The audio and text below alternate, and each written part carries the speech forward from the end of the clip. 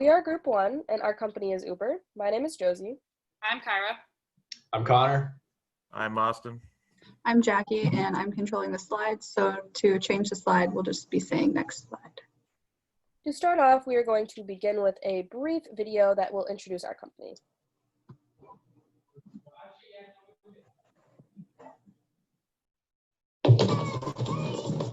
Here we go, guys. Ready? Cinturones, por favor. Gracias. Opportunity is everywhere. It's a door. Ooh, it's a lot of kicking now. Waiting to be opened. Whatever your ambition, drive, whatever you're chasing,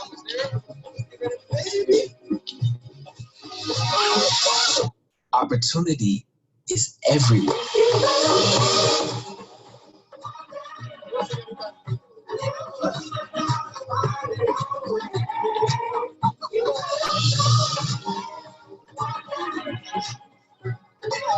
All you have to do to find it is get out here.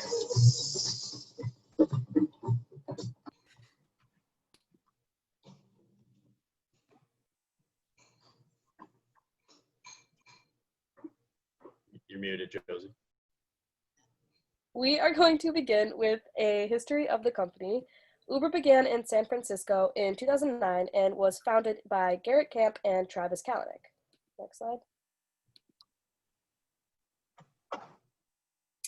Uber became popular due to the inconvenience of owning a car in growing urban settings, combined with the necessity of daily travel in these growing urban settings. So according to this graph, which defines the growth of the rural population over time and the growth of the urban population over time, as well as some predicted growth of population, as you can see by 2030, 2040, and 2050, where the urban population meets the rural population is approximately 2005 to 2007, and Uber began in 2009. So Garrett Camp and Travis Kalanick decided to capitalize off of this growth of urban population and began the company Uber. Next slide. Uber uses a business model called the two-sided marketplace business model. This business model became popular in the era of the technological innovation. This makes it easy for two sides of a transaction to connect, which is perfect for Uber because there are two sides, which are the drivers and the riders. When the third party is removed, the owner of the platform collects a fee from both sides of the transaction, and this is Uber. So Uber is collecting a fee from both the drivers and the riders. Next slide. So this is a restated goal of the two-sided marketplace business model, which is making it easy for two sides of a transaction to connect. And this goal has been why Uber was successful for approximately a 7-year period. Next slide. Unfortunately, Uber is losing money and has been losing money for a very long time. So this graph depicts Uber's quarterly losses from 2015 to 2017. In the very last quarter, Uber's approximate losses equated to 1.5 billion, and these losses are only increasing. Unfortunately, a company cannot be sustained based off of this approximate loss, and the green and the red are slowly becoming closer to each other. And as soon as the red overcomes the green, that is when Uber is going to start going down the drain. Next slide. Why is Uber losing money? Uber is losing money due to its inability to keep up supply, which are its drivers, and demand, which are its riders. Next slide. A main reason why Uber is unable to keep up in demand and supply is because of one of its co-founders, Travis Kalanick. His business mindset is win at all costs, and this has led to numerous unethical corporate behaviors that have led to a large reputation hit from Uber. This continues to haunt the company today, even though Travis Kalanick has since resigned. This win at all costs mindset simply masks a larger issue with Uber, which is that its business model is broken, which we will explore in further slides. So again, I'm Kyra, and I'm going to be talking about the environmental analysis of Uber. Uber has been known to be one of the fastest growing taxi app companies in the world. With the uprising occurring so fast, so many changes have been made since the company was founded in 2009. For such a largely known company, the external environmental forces are very controversial.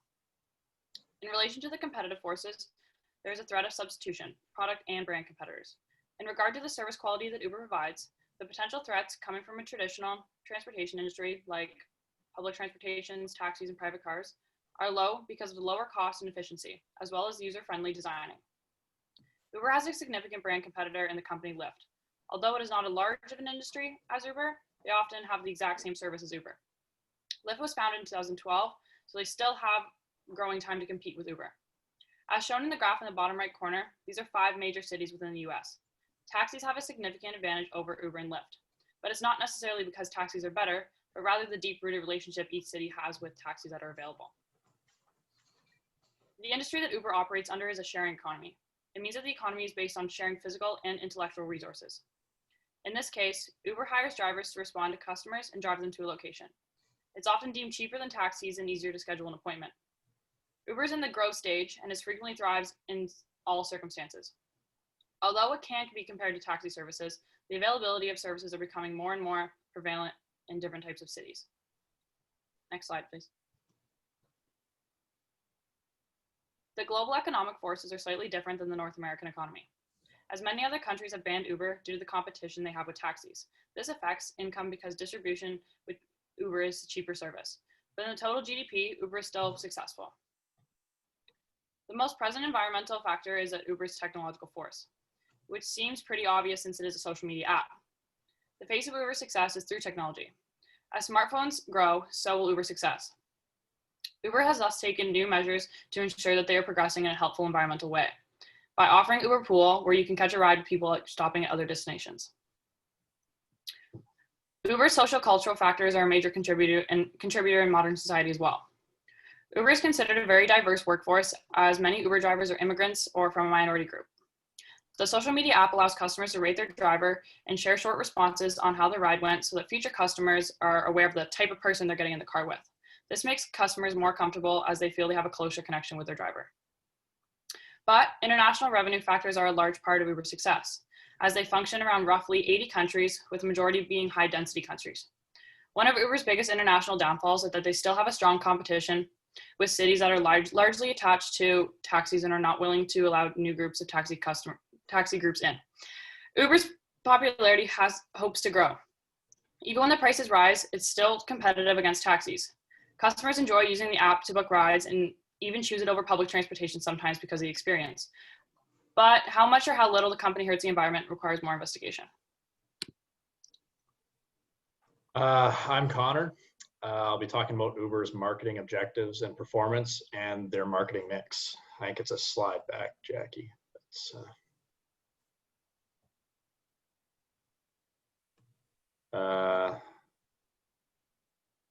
Maybe a slide forward, sorry. No, it's not in there.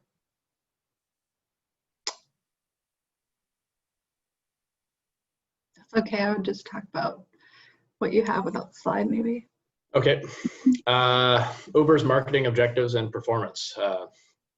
Uber's marketing objectives have diversified over time from one goal, which was to provide a dependable and readily available transportation service, to offering multiple differing services with their own goals. Uber still offers a dependable and readily available service. However, their transportation services are now much more accessible for everyone, as their current marketing objective is to revolutionize the way people move. Additions to Uber's transportation product line, like Uber Pool, allows riders to share an Uber for a more affordable price, and Uber WAV, which provides a wheelchair-accessible vehicles to those who need it. Both accomplish these goals of making Uber more accessible for everyone.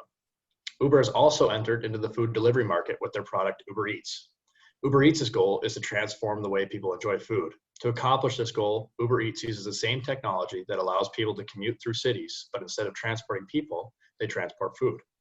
Uber Eats recently acquired rival food delivery company Postmates, which increased its market share, boosting Uber Eats to 30% of the food delivery market. These numbers, however impressive, have not been able to net Uber Eats any profits thus far. Uber Eats losses have been decreasing slowly over time, and the belief is once Uber expands enough and the market stabilizes, they will become profitable. Uber's target market are people in need of transportation who want a convenient and enjoyable and unique experience. Uber is used mainly by people between the ages of 16 to 34, as they account for 65% of all rides in the US, and 94% of all rides occur in suburban or urban locations. A way of targeting the younger population is Uber's use of digital marketing. Uber has adopted a very strong following on social media sites such as Instagram. Uber has 1.4 million Instagram followers, and on Facebook, they have amassed 22 million likes. This type of marketing appeals to their younger urban and suburban demographic. Uber is very focused on sustainability and has implemented many short-term and long-term policies and objectives to improve our quality of life. One of these initiatives is to become a fully zero-emission platform by the year 2040. To do this, they have set out 4 key actions. Expand Uber Green to make it easier for riders to choose to travel in hybrids or EVs, which are electric vehicles. Commit $800 million in resources to help hundreds of thousands of drivers transition to EVs by the year 2025. Invest in our multimodal networks to promote sustainable alternatives to personal cars. And finally, to be transparent and accountable to the public while promoting and executing these objectives. Now I'm going to be talking about Uber's marketing mix. 15 years ago, the product Uber did not exist. Uber relies heavily on smartphones and technology in order for its product to be successful. It is a remarkably unique and uncommon product, as it has very little in the way of tangible, measurable components. Uber does not own any of the cars that they use in their everyday transactions. The cars are owned by the driver that Uber contracts out. Uber's intangibles make up for their lack of tangibles, as Uber compiles massive amounts of data regarding their customers' behavior and tendencies. Although Uber is most closely associated with providing ride services, like I said before, it has expanded and also offers services as well, other services. Uber Eats is the food delivery service that uses similar technology as Uber Transportation app. This app demonstrates that Uber is diversifying into new markets while using one of their core competencies, their advanced network of drivers and technology, to enable them to gain a competitive advantage over other firms. Uber offers its products mainly through smartphone apps. It is a quick and convenient method that allows people to access Uber's products practically anywhere at the touch of a button. Uber is available in more than 10,000 cities worldwide. However, there is still opportunity for growth and expansion into more rural areas. Unlike many companies, Uber does not implement traditional mass marketing methods such as television, radio, and paper ads. Alternatively, Uber uses digital marketing techniques such as being active and engaging on social media to market their brand, ensuring it is very recognizable and accessible. Uber also takes advantage of using online coupons, such as their new rider set of coupons. It incentivizes new customers to save money through a set of coupons when they initially use Uber for the first few rides. The rider can choose to save more money in the long term through more rides or save money quickly and front load discounts, but the sum would be less than the long-term option. Uber's price model differs from the standard taxi cab fare, where the price of the trip is unknown at the beginning of the ride. Uber gives the customer an upfront price based on the estimated length of the trip. A technique Uber uses to increase profits is called surge pricing. Surge pricing are the inflated prices of rides during certain times where demand is very high. This technique attempts to appeal to more drivers by offering increased potential profits. The consumer has to pay more during these hours, but it is evened out by Uber's very competitive prices during the down hours. Now I'll pass it off to Jackie. So I'm Jackie, and I did the case analysis study. Nope, just kidding. I did the SWOT analysis study. And SWOT stands for strengths, weaknesses, opportunities, and threats. And like many other successful companies, Uber has lots of strengths, weaknesses, opportunities, and threats. One of their strengths is that they're the largest sharing ride technology in the world. They were also the very first app. Sorry. Another strength is that they have very low prices compared to their competitors, such as taxis, and Lyft does actually compare pretty similarly with their prices. They also have a very low investment rate, making it easy for new drivers to join them and new employers. They are simultaneously increasing their active monthly users while they are hiring a bunch of new employees. They also expect to top 100 million active monthly users in the next coming year. So that's another good strength that they have. One of Uber's weaknesses is that they are dealing with significant losses. As Josie mentioned in the previous slides, they are constantly providing bonuses and incentives to new recruit drivers and keep up with competitors. And by spending all this money on things to get people to work for them, it just kind of is like throwing the money away because of their high turnover rate for employees. Another weakness is that Uber has had many scandals with sexual harassment and inappropriate behavior between their drivers and customers. And yes, there was also the deleting the app thing that Josie talked about, which resulted in over 500,000 users deleting Uber. One of the company's opportunities is that as we're coming into an era of driverless technology and everything is improving, Uber is reaching out into airplanes and expanding their horizons with that. So I have a little video.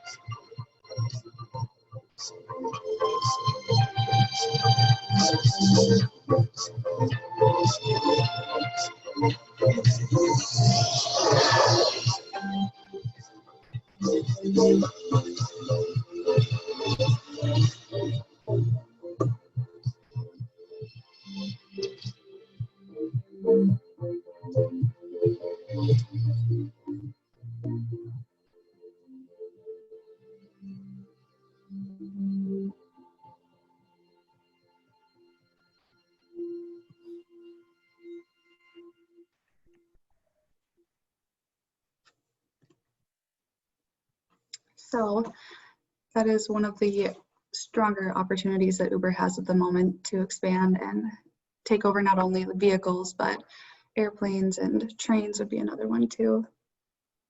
Another opportunity is that while they are the largest leading ride-sharing app in the world, there are many places that Uber is not located in. In the upper right-hand corner, I have a map of all of the places where Uber has rooted themselves. And as you can see, there are many different locations where they have the opportunity to expand.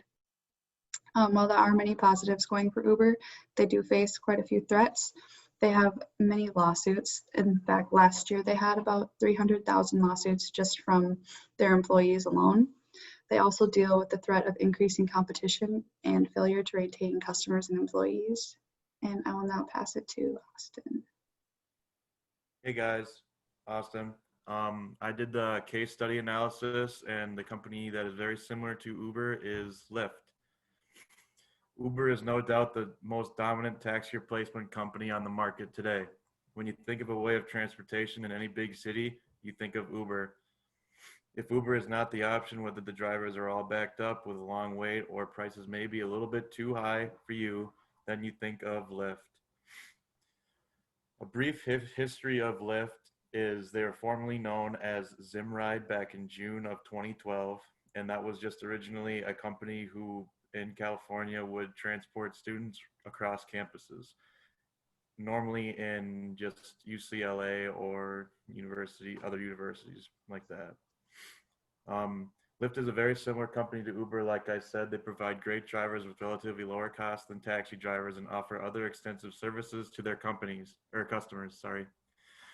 With Lyft being the weaker competitor with Uber, they are still very similar to Uber's prices, besides Uber being a little bit more expensive in New York and Detroit respectively, as you can see on my little bar graph right there, East Coast edition.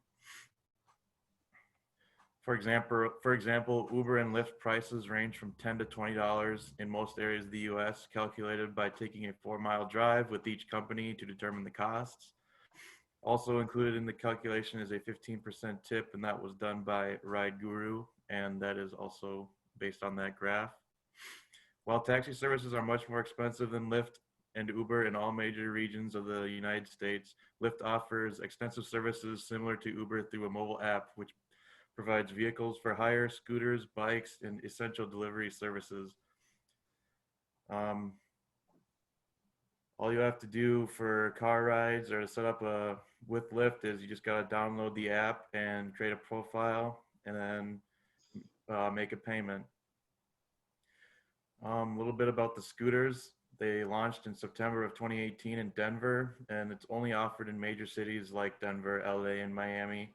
And the upfront cost for those is $1, and after every mile, it's 15 cents. They also offer the essential delivery service, which is brand new, started in July of 2020. They deliver groceries, prescriptions, and other necessities. And one of the main reasons why they started this was due to COVID-19. A little bit about the marketing mix. It's almost identical to Uber. Besides, Lyft does not offer services to countries outside of the United States and Canada. Lyft is more of a company that doesn't really want to spread out to the other countries in the world due to their lack of market share here. There is also, sorry.